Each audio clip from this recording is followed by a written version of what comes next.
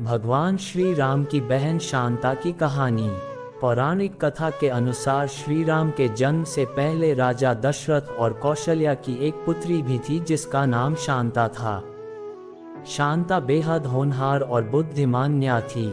शांता को बचपन से ही वेद और शिल्पकला का ज्ञान था।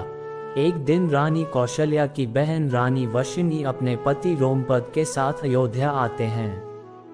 राजा रोमपद अंग देश के राजा थे और उनकी कोई संतान नहीं थी।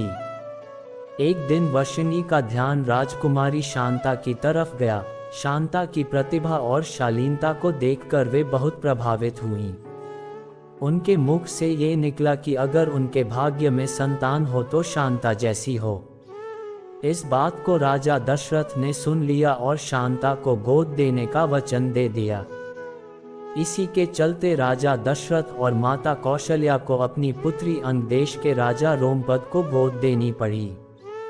इस तरह से शांता अंग देश की राजकुमारी बन जाती हैं। एक दिन राजा रोमपद शांता के साथ बातचीत कर रहे थे।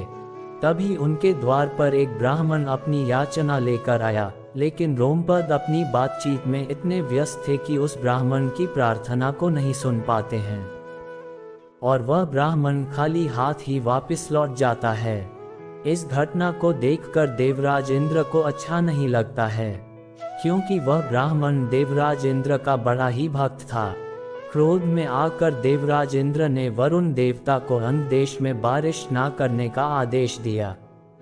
बारिश न होने से अंग देश में सूखा अकाल पड़ गया और लोग परेशान हो गए।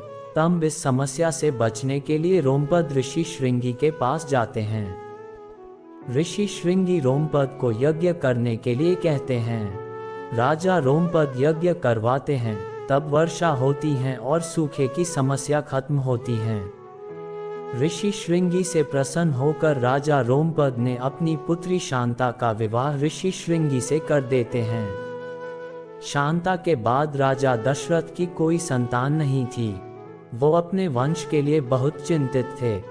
तब वे ऋषि श्रृंगी के पास जाते हैं और उन्हें पुत्र कामेष्टि यज्ञ कराने का आग्रह करते हैं।